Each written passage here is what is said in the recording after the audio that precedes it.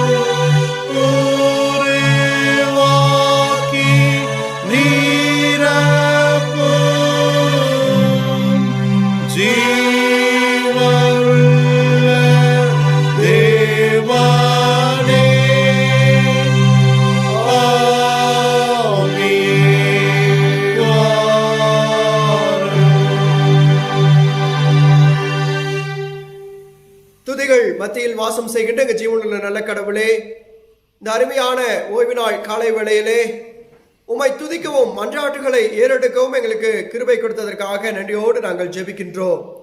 ஆண்டவரே, இந்த திருவழிபாட்டிலும் கூட ஆண்டவரே முதியோர்களை கனப்படுத்த எங்களுக்கு கிருபை கொடுத்ததற்காகவும் நன்றியோடு நாங்கள் ஜெபிக்கின்றோம். சாமி ஆண்டவர் தாமே தொடக்கம் முதல் முடிவு பரியந்தம் வரை எங்களோடு கூட இருந்து எங்களை வழிநடத்தி செல்ல வேண்டும் என்று நாங்கள் ஜெபிக்கின்றோம்.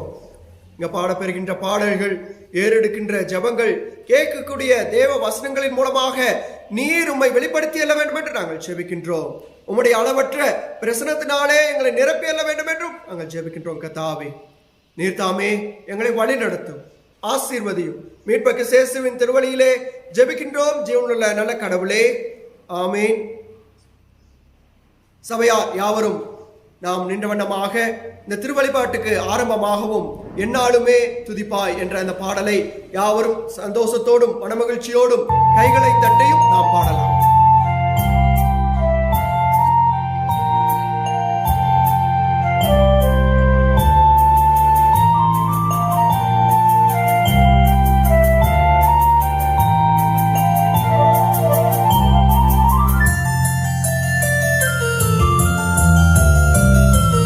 எந்நாளுமே துதிப்பாய் என் ஆத்துமாவே நீ எந்நாளுமே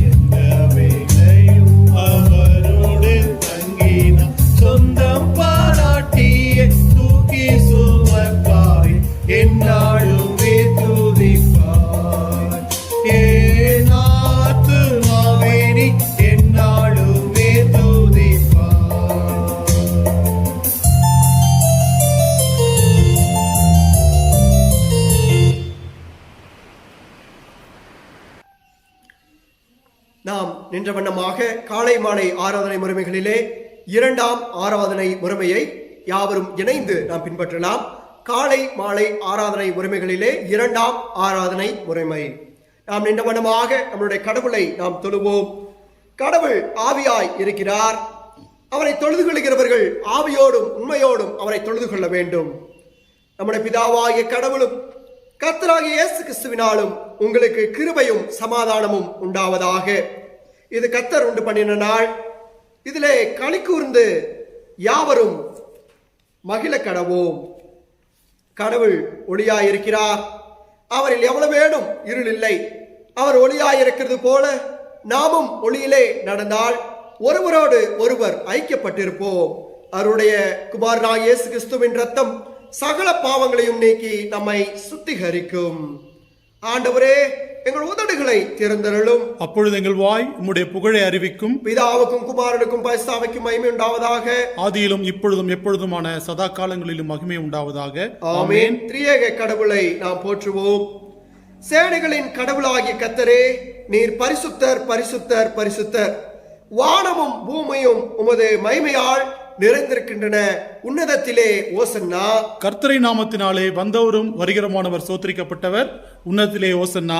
கடவுளே நீர் பரிசுத்தர். கடவுளே நீர் பரிசுத்தர். சர்வ வல்லவரே நீர் பரிசுத்தர். சர்வ வல்லவரே நீர் பரிசுத்தர். சாவாமை உடையவரே நீர் பரிசுத்தர். சாவாமை உடையவரே நீர் பரிசுத்தர். ஆண்டவரே, எங்களுக்காக சிலுவையில் அறையுண்ட எங்கள் மீட்பரே, எங்கள் மேல் கிருபையாயிரும். ஆண்டவரே, எங்களுக்காக சிலுவையில் அறையுண்ட எங்கள் மீட்பரே, எங்கள் மேல் கிருபையாயிரும். பரிசுத்த ஆவியாகிய ஆண்டவரே, எங்கள் மேல் கிருபையாயிரும். பரிசுத்த ஆவியாகிய ஆண்டவரே, எங்கள் மேல் கிருபையாயிரும். ஆண்டவரே, எங்கள் ஜெபங்களையும் திருவழிபாடையும் ஏற்றுக்கொண்டு எங்கள் மேல் கிருபையாயிரும். ஆண்டவரே, எங்கள் மேல் மனதுருகி எங்கள் மேல் கிருபையாயிரும்.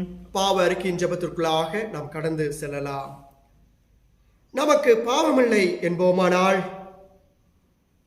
நம்மை நாமே வஞ்சிக்கர்கள் ஆவோம். நமக்குள் உண்மை இல்லை. நமது பாவங்களை அறிக்கையிட்டால் பாவங்களை நமக்கு மன்னித்து எவ்வித அநீதமும் நீங்க நம்மை சுத்திகரிப்பதற்கு கடவுள் நம்பத்தகுந்தவரும் நீதியும் உள்ளவர். நான் எழுந்து தகப்பனத்திற்கு போய், தகப்பனே, பரத்துக்கு விரோதமாகவும் உமது பார்வையிலும் நான் பாவம் செய்தேன். இனி உம்முடைய மகன் அல்லது மகள் என்று சொல்லப்படுவதற்கு நான் பாத்திரன் அல்லன். உம்முடைய கூலிக்காரில் ஒருவனாக என வைத்துக் கொள்ளும் என்பேன். கடவுள் ராஜ்யம் சமீபத்திருக்கிறது. மனம் திரும்பி சுவிசேஷத்தில் நம்பிக்கை வையுங்கள். நமது பலவீனங்களுக்காக பரிதபிக்க முடியாத பிரதான ஆசாரியர் நமக்கு இராமல் எல்லா விதத்திலும் நம்மை போல சோதிக்கப்பட்டும் பாவமில்லாத பிரதான ஆசாரியரே நமக்கு இருக்கின்றார். ஆகவே நம்முடைய பாவங்களை ஒப்புவிக்கும் வண்ணமாக முழங்கால் படியிட்டு அல்லது அமர்ந்து நாம் செய்த பாவங்களை நினைத்து பார்ப்போமா?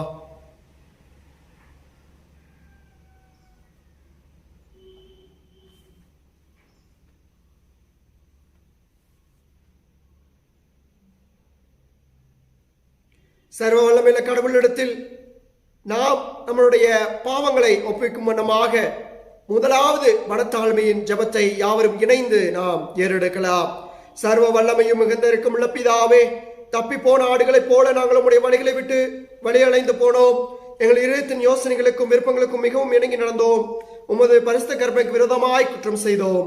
செய்யத்தக்கவைகளை செய்யாமல் செய்யத்தகாதவளை செய்து வந்தோம். எங்களுக்கு சுகமே இல்லை.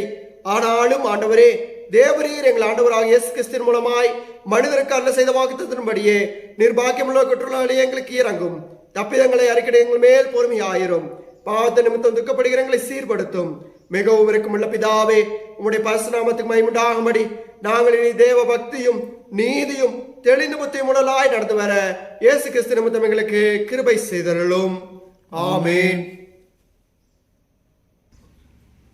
சர்வலமை மிகுந்திருக்கும் ஆண்டவர் மன்னிப்பையும் பாவ நிவர்த்தி நம் கட்டளை தள்ளி வாழ்க்கையை சீர்படுத்துவதற்கான காலத்தையும் தமது பரிசுத்தாவின் கிருபையும் தேடுதலையும் தந்தல்வாராக.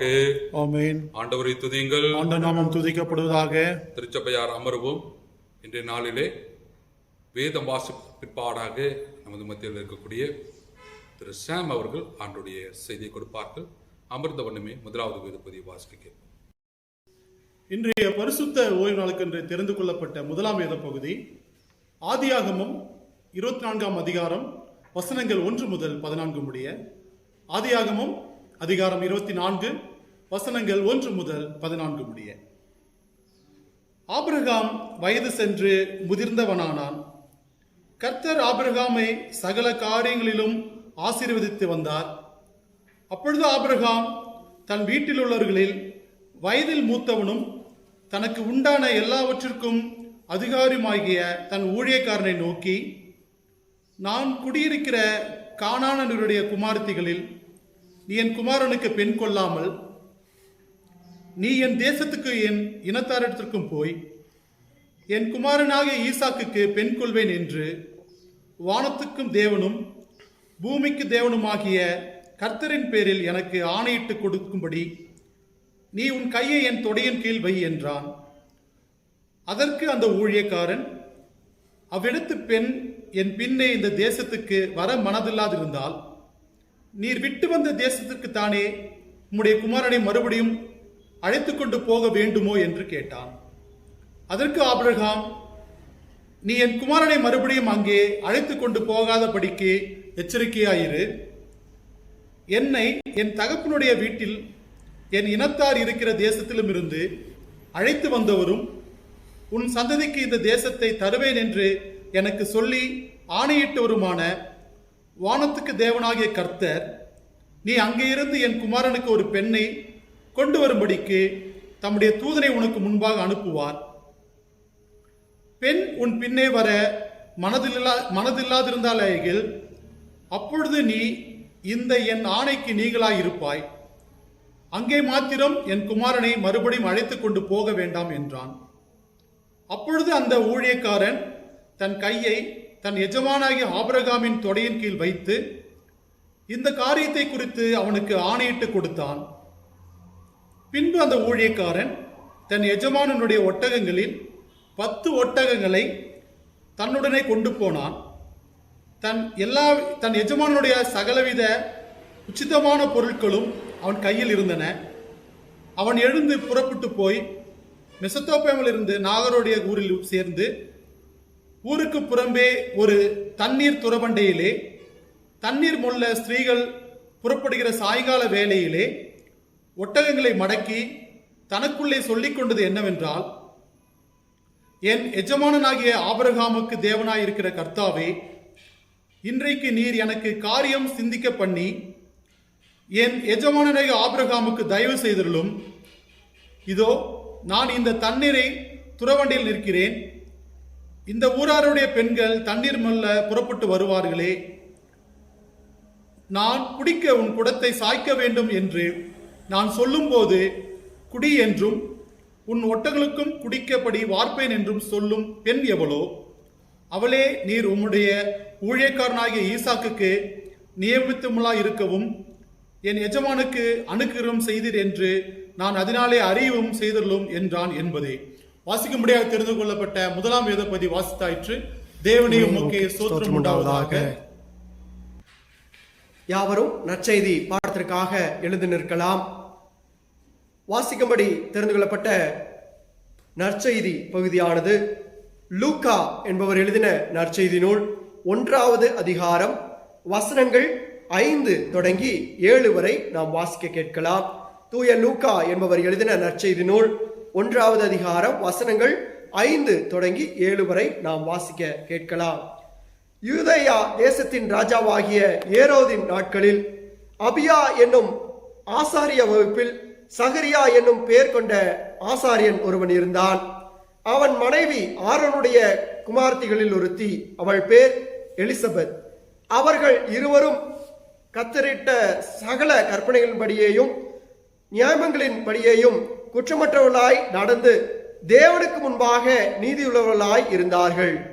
எலிசபெத் மலடியாய் இருந்தபடியினால் அவர்களுக்கு பிள்ளை இல்லாதிருந்தது. இருவரும் வயது சென்றவர்களாயும் இருந்தார்கள்.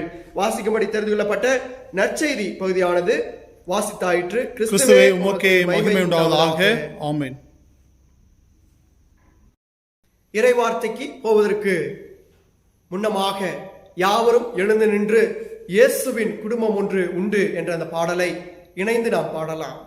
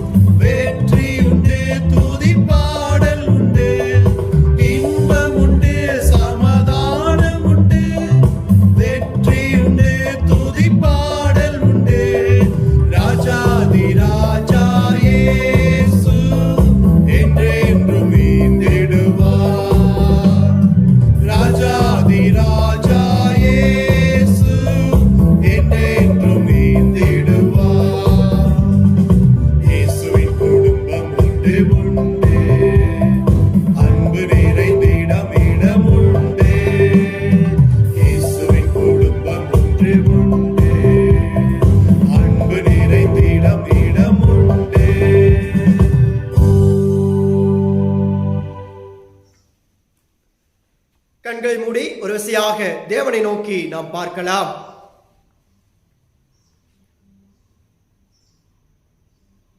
அன்பே பிரதானம், அன்பே பிரதானம், சகோதர அன்பே பிரதானம், அன்பே பிரதானம், அன்பே பிரதானம், சகோதர அன்பே பிரதானம்.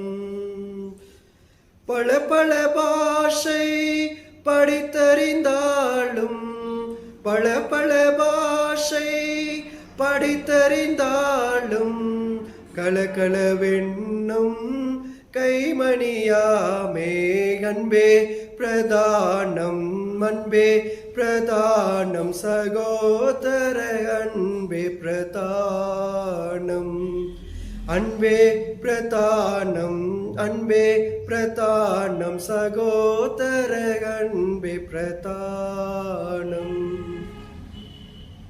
அன்பின் பரலோக கடவுளே, உம்முடைய அன்பே எங்களுக்கு பிரதானம் கடவுளே. இந்த முதியோர் திருஞாயிற்று வேளையிலும் கூட ஆண்டவரே, முதியோர்களை நினைக்கவும் அவர்களை கனம் பண்ணவும் எங்களுக்கு கிருபை கொடுத்திருக்கின்ற சாமி. அதற்காக நன்றி செலுத்துகின்றோம். அவர்களுக்காக என்ன சிந்தனைகளை நீர் கொடுக்க இருக்கின்றீர் என்பதை நாங்கள் எதிர்நோக்கி காத்திருக்கின்றோம். கர்த்தாவே, நீர் பேசுகின்ற ஒரு கடவுள், நீர் பேசும், அதை நாங்கள் கேட்கிறோம். ஆமென். அன்பானவர்களே, இந்த திருஞாயிறு முதியோர் திருஞாயிறு அல்லது முதியோருக்கான ஒரு ஓய்வு நாள் என்று நாம் சொன்னால் அது மிக இல்லாத ஒரு காரியம். ஆகவேதான் நம்முடைய சினாடு மாமன்றம் முதியோர்களை கனப்படுத்தும்படியாகவும் அவர்களை உயர்த்த ஒரு கருத்தை கொண்ட ஒரு காரணத்தினாலும் நமக்கு இப்படிப்பட்ட ஒரு அழகான ஒரு தலைப்பை நமக்கு கொடுத்திருக்கின்றார்கள். விஸ்டம் ஆஃப் தி எல்டர்லி என்றும் நாம் தமிழாக்கம் செய்வோம் என்றால் முதியோரின் ஞானம் என்ற அந்த ஒரு தலைப்பின் கீழ்தான் நாம் சிந்திக்க இருக்கின்றோம். ஆங்கிலத்திலே நாம் சொல்லுவோம் என்றால் விஸ்டம் ஆஃப் தி எல்டர்லி. தமிழாக்கம் செய்வோம் என்றால் முதியோரின் ஞானம்.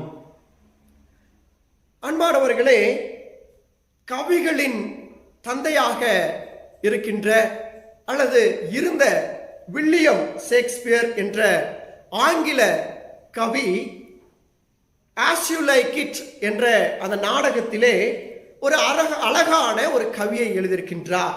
அதை எதை பற்றி என்று நாம் பார்க்கின்ற பொழுது, ஒவ்வொரு மனித வாழ்வினுடைய அந்த லைஃப் ஸ்பேன் என்று சொல்லுவார்களே, அல்லது அந்த மனித வாழ்வை 7ஆக பிரித்து அவர்கள் அந்த ஆஸ் யூ லைக் இட் என்ற அந்த நாடகத்திலே எழுதியிருக்கின்றார்.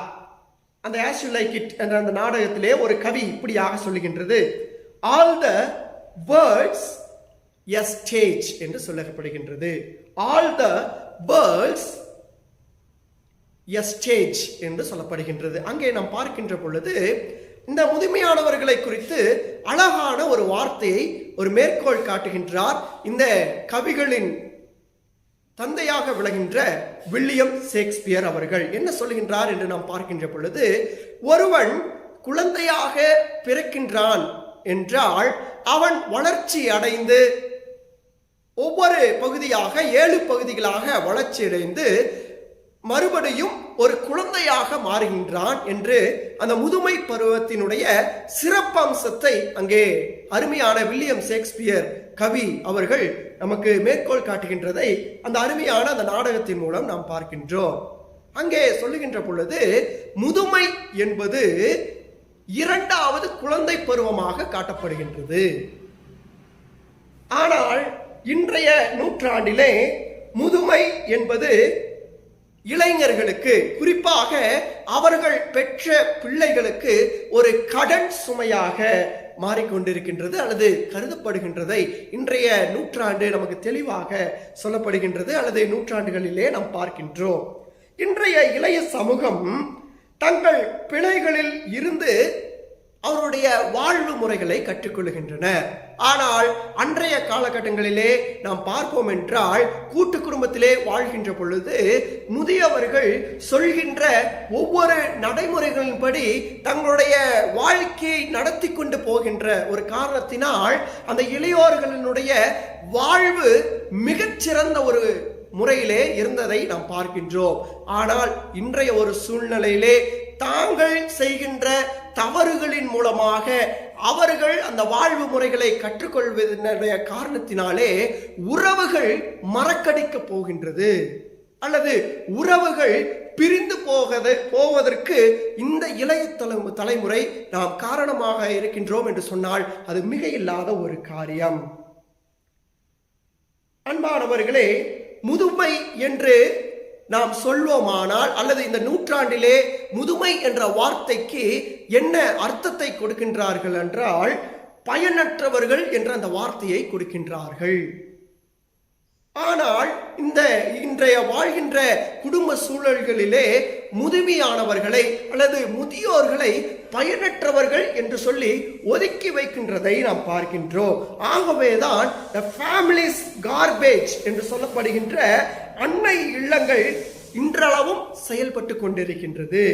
எப்படி வீட்டில் உள்ள பழைய பொருட்களை ஒரு அழகான ஒரு ஸ்டோர் ரூமிலே வைத்து பூட்டி அது நாசமடையும் வரை நாம் விட்டு விடுகின்றோமோ, அதே போல முதியவர்களை பயனற்றவர்கள் என்று சொல்லி ஒதுக்கி அந்த அன்னை இல்லத்திலே, அந்த ஃபேமிலிஸ் கார்பேஜ் என்று சொல்லப்படுகின்ற அந்த அன்னை இல்லத்திலே நாம் விட்டு வருகின்ற எத்தனையோ குழந்தைகளும் இளைஞர்களும் இன்றைக்கு அதிகமாக இருக்கின்றார்கள்.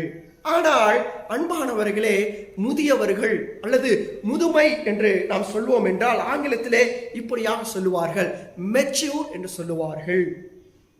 மெச்சூர் என்றால் வெறும் பிசிக்கல் உடலியல் மற்றும் அவர்கள் முதுமையை காட்டவில்லை, மாறாக மனதளவிலும் தன்னுடைய புத்தி கூர்மையிலும் முதிர்ந்தவர்களாக இருக்கின்றார்கள் என்பதைத்தான் அந்த மெச்சூர் என்ற அந்த வார்த்தை நமக்கு தெளிவாக உணர்த்துகின்றதை நாம் பார்க்கின்றோம்.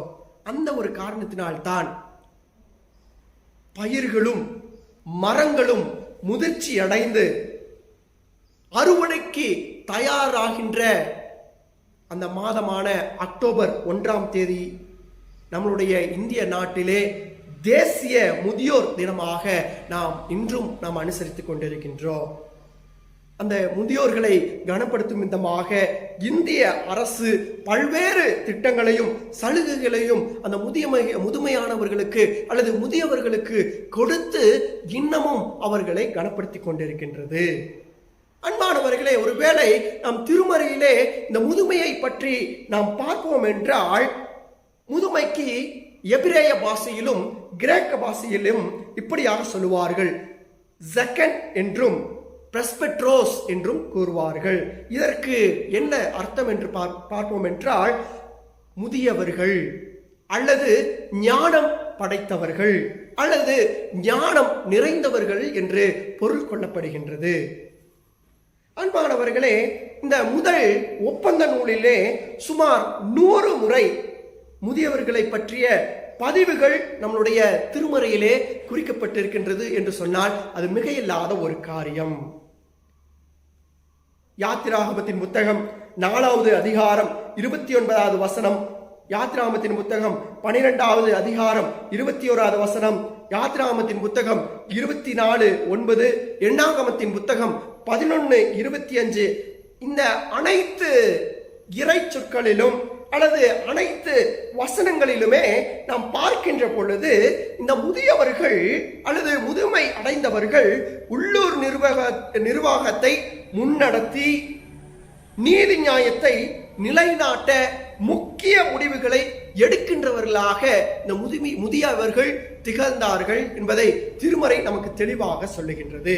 அதுவே புதிய ஒப்பந்த நூலிலே நாம் பார்க்கின்ற பொழுது திருச்சபைகளில் ஒவ்வொரு திருவைக்கும் மூப்பர்களாக இந்த முதியவர்கள் நியமிக்கப்பட்டனர் என்பதை நாம் அந்த புதிய ஒப்பந்த நூலிலே நாம் பார்க்கின்றோம். அவர்கள் அந்த திருவைகளிலே ஆன்மீக வாழ்வையும் போதனைகளை பற்றியும் மேற்பார்வை பணிகளை மேற்கொண்டனர் என்பதனை சங்கீதங்களின் புத்தகம் 14:23, 1 தீமோத்தேயு 5:17 வசனங்களிலே நாம் பார்க்கின்றோம். அன்பானவர்களே, இந்த முதியவர்கள் அன்றைய காலகட்டங்களிலே மிகவும் சிறந்தவர்களாக இருந்தார்கள். ஆனால் இன்றைய ஒரு சூழ்நிலையிலே தங்கள் வாழ்நாளில் பிறர் நலனுக்காக அதிகம் உழைத்தவர்கள் இந்த முதியவர்கள். ஆனால் முதிர்ந்த நிலையில் பிறரை சார்ந்து வாழ்கின்ற ஒரு நிலையில்தான் இந்த முதுமையானவர்கள் அல்லது முதியவர்கள் இன்றளவும் நிலைத்துக் கொண்டிருக்கின்றார்கள் என்று சொன்னால் அது மிக இல்லாத ஒரு காரியமாக இருக்கின்றது. அது மட்டுமல்லாமல் சரீர பலவீனம், மன அழுத்தம், ஒரு விரக்தி நிறைந்தவர்களாக காணப்படும் இந்த முதியவர்களிடம் நாம் என்னென்ன செய்ய போகின்றோம்? அவர்களுக்கு எப்படி நம்முடைய பாசத்தையும் அன்பையும் பரிவையும் நாம் கொடுக்க போகின்றோம் என்பதை 3 காரியங்களின் வாயிலாக சிந்தித்து நாம் கடந்து செல்லலாம். நான் ஒருவேளை அந்த 3 காரியங்களின் மூலமாக நம்முடைய முதுமையானவர்களை நேசிக்கின்ற பொழுது கடவுள் தாமே ஒரு நிறை வாழ்வை நம்மளுக்கு தருவார் என்பதிலே எந்தவித ஒரு சந்தேகம் கிடையாது. முதலாவது காரியமாக, ஒருவேளை இந்த 3 காரியங்களை என்று நாம் சொல்ல போனால் ஜாப்பனீஸ் ஷின்டோனிசம் என்று சொல்லப்படுகின்ற பொழுது அங்கே 3 குரங்குகள் உட்கார்ந்திருக்கும். அந்த 3 குரங்குகள், ஒன்று காதை மூடிக்கொண்டிருக்கும், இன்னொன்று வாய்க்களை மூடிக்கொண்டிருக்கும், இன்னொன்று கண்களை மூடிக்கொண்டிருக்கும். அங்கே அந்த 3 குரங்குகளின் அந்த காரியங்களை நாம் பார்க்கின்ற பொழுது ஒன்று சொல்கின்ற ஒரு காரியம், நல்லதை கேட்க வேண்டும், கெட்டதை கேட்கக்கூடாது, கெட்டதை பார்க்கக்கூடாது, கெட்டதை பேசக்கூடாது என்பதைத்தான் அந்த ஜாப்பனீஸ் ஷின்டோனிசம் அந்த 3 குரங்குகளின் வாயிலாக நமக்கு உணர்த்துகின்றது. ஆனால் அன்பானவர்களே, முதுமையானவர்களுக்கு நாம் 3 காரியங்களை நாம் செய்ய வேண்டும். என்ன காரியம் என்று நாம் பார்க்கின்ற பொழுது முதலாவது காரியமாக அவர்கள் பேசுவதை நாம் கேட்டிட வேண்டும். அவர்கள் பேசுவதை நாம் கேட்டிட வேண்டும். நாம் வாசிக்க கேட்ட ஆதியாகமத்தின் புத்தகம் 24வது அதிகாரம் 1 அந்த 14 வசனங்கள் வரை நாம் வாசிக்கின்ற பொழுது அந்த ஆபிரகாம் தன்னுடைய மகன் ஈசாக்குக்கு பெண் பார்ப்பதற்காக ஊழியரை அனுப்புகின்ற ஒரு காரியத்தை தான் அங்கே நாம் தெளிவாக நாம் பார்க்கின்றோம். இந்த ஆபிரகாம் பார்க்கின்ற பொழுது 90 வயதில் தான் ஆண்டவரும் ஆபிரகாமும் ஒரு உடன்படிக்கை செய்து கொண்டதாக நம்முடைய திருமறை நமக்கு தெளிவாக உணர்த்துகின்றது. இங்கே நாம் பார்க்கின்ற பொழுது ஆபிரகாம் ஒரு முதிர் வயது உள்ளவர்களாக இருக்கின்றார், ஒரு முதுமை நிறைந்தவராக இருக்கின்றார்.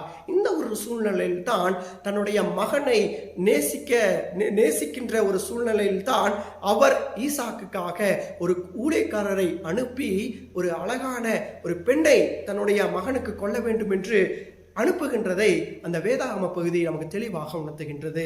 ஈசாக்கும் தன்னுடைய முதிர் வயது தந்தையான ஆபிரகாமை கனப்படுத்துவதனுடைய விளைவு அவனுடைய வாழ்நாள் முழுவதும் ஆசீர்வதிக்கப்பட்டான் என்பதை திருமறை நமக்கு தெளிவாக உணர்த்துகின்றது.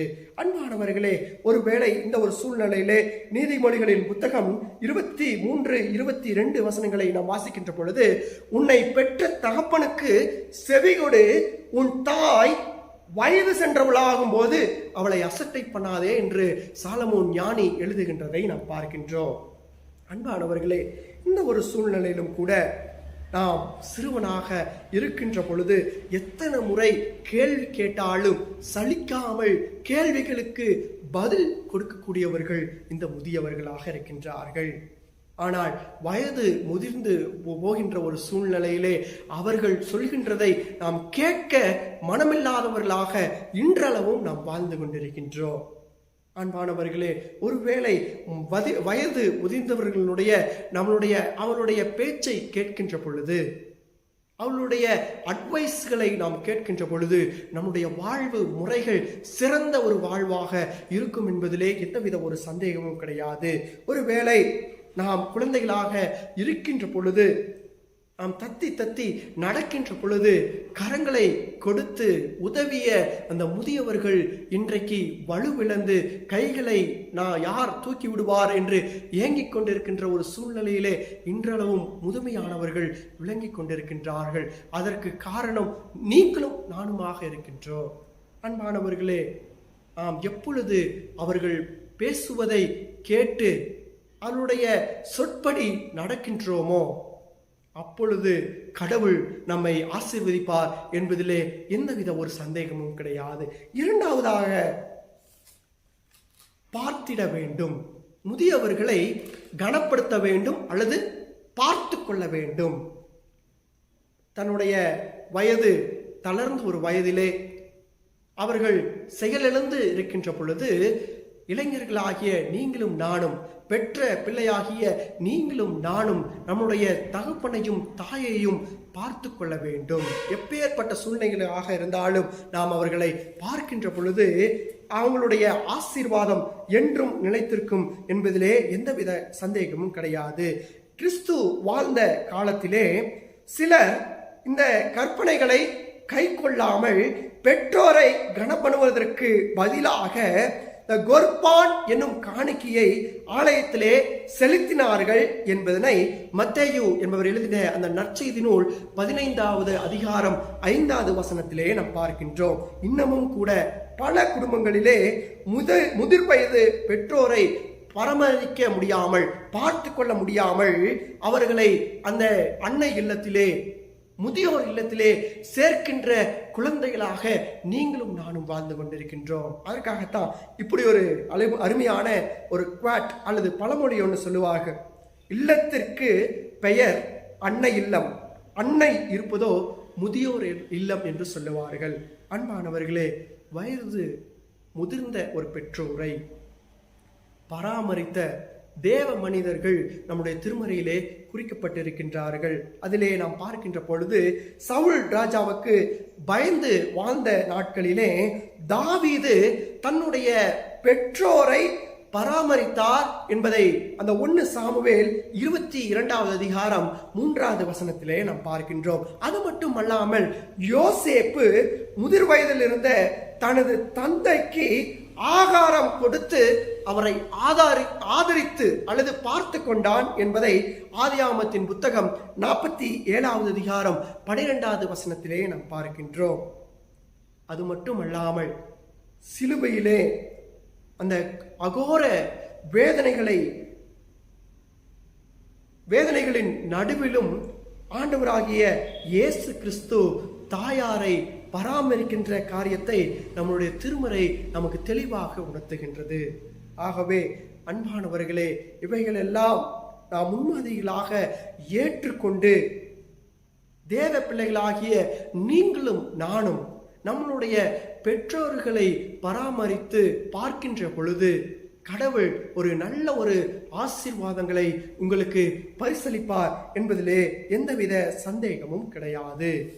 மூன்றாவது காரியமாக, அவர்களோடு பேசிட வேண்டும். முதியவர்களோடு நாம் பேச வேண்டும் என்பதே மூன்றாவது ஒரு காரியமாக இருக்கின்றது.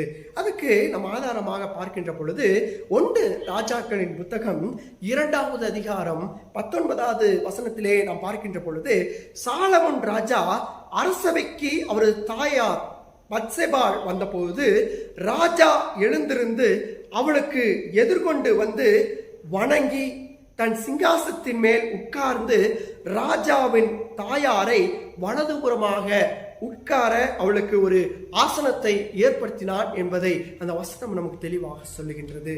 அன்பானவர்களை, ஒருவேளை நம் பெற்றோர்களை அல்லது முதியவர்களை மகிழ்விக்க பல்வேறு வழிமுறைகள் உண்டு. அதிலும் சிறந்த ஒரு வழிமுறையாக இருப்பதுதான் அவர்களோடு நாம் பேச வேண்டும். இன்றைக்கு முதியவர்களோடு பேச மனமில்லாத எத்தனையோ இளைஞர்கள் இன்றளவும் இருந்து கொண்டிருக்கின்றார்கள். ஒருவேளை அவர்களுடைய வாழ்வு முறைகளை சொல்லுகின்ற பொழுது இன்றைக்கு இளையோர்கள் செவி கொடுத்து கேட்காமல், அவர்களோடு பேச விரும்பாமல் அவர்களை திட்டி தீர்க்கின்ற ஒரு காரியங்களைத்தான் இளையவராகிய நீங்களும் நானும் செய்து கொண்டிருக்கின்றோம். ஆனால் அன்பானவர்களே, நீங்களும் நானும் அவர்களோடு, அந்த குழந்தை, இரண்டாவது குழந்தை பருவமான அந்த முதுமை ஆனவர்களோடு, முதியவர்களோடு நாம் நம்மளுடைய அனைத்து காரியங்களையும் நாம் பேசிக்கொண்டிருக்கின்ற பொழுது அல்லது சஜஷன் கேட்கின்ற பொழுது அவர்களுக்கும் அது மகிழ்ச்சியாக இருக்கும், நம்முடைய குடும்ப வாழ்வுக்கும் அது மகிழ்ச்சியாக இருக்கும் என்பதிலே எந்தவித ஒரு சந்தேகம் கிடையாது. இன்னைக்கு ஒரு வேலை, கல்வி போன்ற இந்த சூழ்நிலையின் காரணமாக பெற்றோரை விட்டு பல குழந்தைகள் தூர தேசத்துக்கு சென்று வாழ்ந்து கொண்டிருக்கின்றார்கள். ஒருவேளை தொலைபேசியிலே அவர்களிடம் பேசுவது கிடையாது. அவர்கள் ஒருவேளை அவர்கள் நோயுற்று கிடந்தாலும் வந்து பார்ப்பதற்கு நேரமில்லை என்று அவர்களை ஒதுக்கி வைக்கின்ற ஒரு சூழ்நிலைகளின் மத்தியில் தான், அல்லது சூழ்நிலைகளின் அந்த சமூகத்தில் தான் நீங்களும் நானும் வாழ்ந்து கொண்டிருக்கின்றோம். ஆனால் அன்பானவர்களே, ஒருவேளை அந்த நாம் சிறு வயதாக இருக்கின்ற பொழுது நாம் நடக்க முடியவில்லை என்றாலும் நம்மோடு தவழ்ந்த ஒரு அருமையான நபர்கள் இருக்கிறார்கள் என்றால் அது முதியவர்கள் என்று சொன்னால் அது மிக இல்லாத ஒரு காரியம். நாம் பேசுகின்ற அந்த மழலை சொற்களை கேட்டு கேட்டு ரசித்த ஒரு அருமையான மக்கள் இருக்கிறார்கள் என்று சொன்னால் அது முதியவர்கள் என்று சொன்னால் அது மிக இல்லாத ஒரு காரியம். அப்படிப்பட்ட ஒரு அருமையான அந்த முதுமையானவர்களை அல்லது முதுமை அடைந்தவர்களைத்தான் இன்றைக்கு அவர்கள் யாராவது பேசிவிட மாட்டார்களா என்று ஏங்க வைத்துக் கொண்டிருக்கின்றோம் இன்றைய தலைமுறை ஆகிய இருக்கின்ற நீங்களும் நானும். ஆகவே அன்பானவர்களே, நீங்களும் நானும் இந்த நேரத்திலே யோசித்து பார்க்க வேண்டிய ஒரு காரியம், நாம் இன்றளவும் நம்மளுடைய பெற்றோரிடம் எவ்வளவு நேரம் பேசிக்கொண்டிருக்கின்றோம்? அவருடைய சொற்படி நடக்கின்றோமா என்பதை நாம் இந்த நேரத்திலே நினைத்து பார்ப்பது அவசியமாக இருக்கின்றது. இவ்வாறாக நீங்களும் நானும் பெற்றோர்களை கனப்படுத்துகின்ற பொழுது, முதியவர்களை கனப்படுத்துகின்ற பொழுது, தேவனாகிய கர்த்தர் 2 ஆசீர்வாதங்களை நமக்கு வாக்கு செய்கின்றார். முதலாவது ஆசீர்வாதமாக நீடிய வாழ்வை கொடுக்கின்றவராக இருக்கின்றார். பெற்றோரை கனப்படுத்துகின்ற பொழுது, முதுமையை நீங்கள் நேசிக்கின்ற பொழுது ஆண்டவர் உங்களுக்கு நீடிய வாழ்வை கொடுக்கின்றார். இரண்டாவது ஆசீர்வாதமாக சுக வாழ்வை கொடுக்கின்றார். ஆகவே இந்த 2 வாழ்வையும் நாம் பெற வேண்டும் என்றால் அவர்களிடம் நாம் என்ன பண்ணணும்னா பேசிவிட வேண்டும். அவளுடைய அட்வைஸுகளை, சஜஷன்களை நாம் ஏற்றுக்கொண்டு நம்மளுடைய வாழ்வியல் முறைகளிலே நடத்துகின்ற பொழுது அந்த வாழ்வு ஒரு ஆசீர்வதிக்கப்பட்ட வாழ்வாக, ஒரு நீடிய வாழ்வாக, ஒரு சுக வாழ்வாக இருக்கும் என்பதிலே எந்தவித சந்தேகமும் கிடையாது. ஆகவே அன்பானவர்களே, இந்த நேரத்திலும் கூட நாம் செய்ய வேண்டிய ஒரு காரியம், முதியோரின் வாழ்க்கையை அல்லது வார்த்தையை கேட்கின்ற பொழுது, அவர்களை பார்த்து கவனிக்கின்ற பொழுது, அவர்களிடம் பேசி விசாரிக்கின்ற பொழுது நாம் நன்றாய் இருப்போம் என்பதே ஒரு நிதர்சனமான ஒரு உண்மை.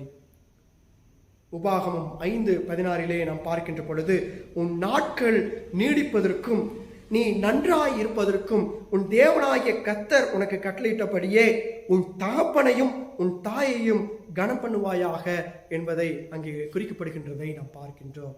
ஆகவே அன்பானவர்களே, இந்த ஒரு சூழ்நிலையிலே இந்த முதியோர் வருகின்ற அந்த அக்டோபர் மாதம் 1ஆம் தேதி முதியோர் தினத்தை நாம் கொண்டாடுகின்றோம். அந்த தினத்திலே அந்த தினத்திலிருந்து முதியோர்களை நாம் நேசிக்கவும், பரிவு காட்டவும், பாசத்தை அவர்களோடு காட்டவும், அவர்களோடு பழகிடவும், பேசிடவும், அவரை பார்த்து கொள்ளவும், அவளுடைய சத்தத்தை கேட்கவும் வேண்டும் என்பதே கடவுளினுடைய விருப்பமாக இருக்கின்றது. ஆகவே முதியோர்களின் சத்தத்தை நாம் கேட்போம். அதே போல முதியோர்களை பார்த்து விசாரிப்போம்.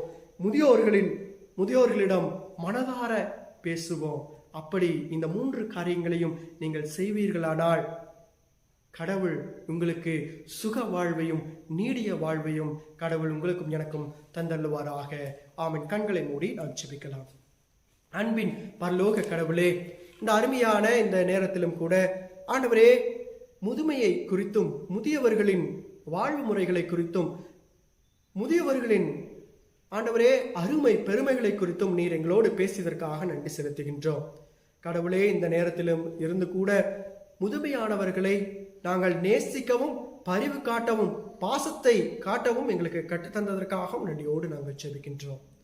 ஆண்டவரே, இந்த நேரத்திலே எங்கள் சபையிலே இருக்கின்ற ஒவ்வொரு முதியவர்களுக்காகவும் நாங்கள் ஜெபிக்கின்றோம். தனித்தனி நபராக குடும்பமாக நாங்கள் ஜெபிக்கின்றோம் சாமி. அதே போல இந்த உலகத்தில் இருக்கின்ற அத்தனை முதியவர்களுக்காகவும் நாங்கள் நன்றியோடு ஜெபிக்கின்றோம் சாமி. அவருடைய தேவைகளை நீர் பூர்த்தி செய், அவர்களை ஆசீர்வதி, நல்ல சுகவாழ்வோடு நடத்திட வேண்டும் என்று நாங்கள் ஜெபிக்கின்றோம். நீர் எங்களை வழி நடத்தும், ஆசீர்வதி. மீட்புக்கு இயேசுவின் திருவழியிலே ஜெபிக்கின்றோம் ஜீவனுள்ள நல்ல கடவுளே, ஆமென். ஆமென். அருளுரை கேட்ட நாம் யாவரும் எழுந்து நின்று அப்போஸ்தலர் விசுவாச பிரமாணத்தை அறிக்கை செய்வோம். வானத்தையும் பூமியையும் படைத்த சர்வவல்ல பிதாவாகிய தேவனை விசுவாசிக்கிறேன். ஒரே குமாரன் நாதர் இயேசு கிறிஸ்துவை விசுவாசிக்கிறேன். அவர் பரிசுத்த ஆவியினாலே கன்னிமரியாளிடத்தில் பிறந்தார். பொந்து பிலாத்தின் காலத்தில் பாடுபட்டு சிலுவையில் அறையுண்டு மரித்து அடக்கம் பண்ணப்பட்டு பாதாளத்தில் இறங்கினார். மூன்றாம் நாள் உயிர்த்தெழுந்து எழுந்தருளினார். பரமண்டலத்திலே சர்வவல்ல பிதாவாகிய தேவனுடைய வலது பார்வையில் இருக்கிறார். அவ்விடத்திலிருந்து உயிரோரை மரித்து நியாயத்திற்கு வருவார். பரிசுத்த ஆவியை விசுவாசிக்கிறேன். பொதுவாய்ப்பு பிரசவையும் பரிசுத்த ஐக்கியமும் பாவ மன்னிப்பும் சரீர உயிர்த்தெழுதலும் நித்திய ஜீவனும் என்று விசுவாசிக்கிறேன். ஆமென். மறுவோம். இன்றைய நாளிலே கூட அதனுடைய செய்தியை கேட்டோம். அதன் மூலமாக முதியவர்களை நாம் கனப்படுத்த வேண்டும். முதியவர்களை குழந்தைகளைப் போல பார்க்க வேண்டும். நம்மோடு கூட நம்மை வளர்த்தின முதியோர்களிடத்திலே ஆலோசனைகள் கேட்க வேண்டும். ஆகவே கடவுள் தாமே முதியோர்களுக்கு உண்டான பலனையும் ஆசீர்வாதத்தையும் கடவுள் தருவாராக. பிரியமானவர்களே, இந்த நாட்களிலே உங்களது சந்தா மற்றும் இதர காணிக்கைகளை நீங்கள் பொருளாளரிடம் கொடுத்து அதனுடைய ரசீதை பெற்றுக்கொள்ளுங்கள். அதே போல ஏலபாக்கி மார்ச் மாதத்திற்குள்ளாக நீங்கள் கட்டு முடிக்க வேண்டும். ஆகவே மனதில் கொண்டு இந்த ஏலபாக்கியிலும் நீங்கள் கொடுக்க முடியாத அன்பாக கேட்டுக்கொள்கிறோம். அதே போல ஒரு கீபோர்டு ஒன்று ஆலயத்திற்கு தேவைப்படுகிறது. அந்த கீபோர்டு வாங்கி கொடுக்க விருப்பமுடையவர்களும் நீங்கள் வாங்கி தரும்படியாக உங்களை அன்பாக கேட்டுக்கொள்கிறோம். கடவுள் தாமே ஆசீர்வதிப்பாராக. ஜெபம் செய்வோம். கர்த்தாவே எங்களுக்கு இறங்கும், கர்த்தாவே எங்களுக்கு இறங்கும். பரமண்டலத்தின் பிதாவே, நாமம் பரிசுத்தப்படுவதாக, ராஜ்யம் வருவதாக, சித்தம் பரமண்டலத்திலே செய்யப்படுவது போல பூமியில் செய்யப்படுவதாக. அன்றுள்ள எங்களுக்கு தாரும், எங்களுக்கு விரோதமாய் குற்றங்களை மன்னிக்கிறது போல எங்கள் குற்றங்களுக்கு மன்னி.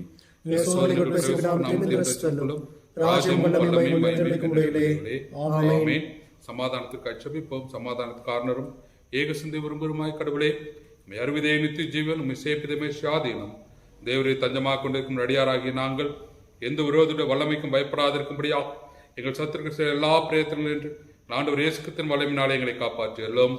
ஆமென். தேவ கிருபைக்காய் ஜெபிப்போம். சர்வ வல்லமையுள்ள நித்திய கடவுளே, இந்நாள் வரையும் எங்கள் சுகமா நடத்தி வந்த எங்கள் பரமபிதாவாகிய ஆண்டவரே, இந்நாளிலும் மிகுந்த வல்லமையால் எங்களை காப்பாற்றி நாங்கள் யாதொரு பாவத்துக்கு உட்படாமலும் எவ்விதமான மோசத்தில் ஆகப்படாமலும் அது பார்வைக்கு நீதியாக இருக்கிறது எப்பொழுதும் செய்கிறதற்கு நாங்கள் செய்கிற எல்லாவற்றையும் நாளைக்கு நாளை நடத்தல வேண்டும் என்று ஆண்டவர் இயேசு கிறிஸ்துவின் மூலம் வேண்டிக் கொள்கிறோம். ஆமென். யாவரும் இணைந்து பொதுவான ஸ்தோத்திர ஜெபத்தை ஏறெடுப்போம். சர்வலமுள்ள கடவுளே, சர்வ ஜீவதயாபர பிதாவே, அபார்த்தரான்மடையார்களுக்கும் மற்ற எல்லா மனிதருக்கும் தேவர்கள் அறிவித்த பற்பல கிருபைக்காகவும் அன்புள்ள தயவுக்காகவும் மிகுந்த தாழ்மையோடு முழு இதயத்தோடும் ஸ்தோத்திரம் செலுத்துகிறோம். தேவரை எங்கள் சித்தத்திற்காகவும் காப்பாற்றுவதற்காகவும் நிமைக்குரிய எல்லா ஆசீர்வாதங்களுக்காகவும் துதிக்கிறோம். விசேஷமா எங்கள் ஆண்டவராகிய இயேசு கிறிஸ்துவினாலே உலகத்தை மீட்டுக்கொண்ட உமது விலை மதியாத அன்புக்காகவும் கிருபை நேத்திரங்களுக்காகவும் மகிமையடைவோம் என்ற நம்பிக்கையாகவும் ஸ்தோத்திரம் செலுத்துகிறோம். நாங்கள் உண்மையாய் நன்றி தெரிந்து உள்ளவராயிருக்கவும் எங்கள் கொடுத்து எங்கள் வாழ்நாள் முன்பாக பரிசுத்தம் நீதி உள்ளவர்களாய் நடக்கவும் எங்கள் வாக்கினாலே மாத்திரமல்ல நடக்கினாலே முடிப்புகளை பிரஸ்தாபப்படுத்தவும் தேவனை செய்த உபகாரங்கள் எல்லாவற்றும் உணர்ந்து எங்கள் கல்லை செய்ய வேண்டும் என்று ஆண்டவராகிய இயேசு கிறிஸ்து மூலம் வேண்டிக் கொள்கிறோம். அவருக்கும் தேவனுக்கும் பரிசுத்தாவிக்கும் எல்லா மேன்மையும் மகிமையும் சதாக்கள் உண்டாவதாக. ஆமென். இத்தருணத்தில் ஒருமனப்பட்ட நோக்கி எங்கள் பொதுவான விண்ணப்பங்களை செய்ய எங்கள் கிருபையளித்த சர்வவல்லமையுள்ள கடவுளே, 2 பேராவது 3 பேராவது நாமத்தினாலே கூடி வரும் பொழுது அவர்கள் கேட்கிறவாறு செய்வேன் என்று வாக்குறுதி இருக்கிறீரே. கர்த்தாவே, உமது அடியாரை எங்களுக்கு வேண்டிய நன்மைகள் உண்டாக எங்கள் விருப்பங்களையும் வேண்டுதலும் இப்பொழுது நிறைவேற்றி இம்மையிலே உம்முடைய சத்தியத்தை அறிகிற அறிவையும் மறுமையிலே நித்திய ஜீவனையும் எங்களுக்கு கட்டளையிட்டோம். ஆமென். தேவனுடைய இரக்கமுள்ள கிருபைக்கும் பராமரிப்புகளை ஒப்புவிக்கிறோம். பிதா, குமாரன், பரிசுத்தாவின் சரள பங்குகளுடைய ஆசீர்வாதம் உங்களுக்குள்ளே இந்த எப்போதும் உங்களோட கூட நிலைத்திருக்க கடவுது. ஆமென். ஆமென்.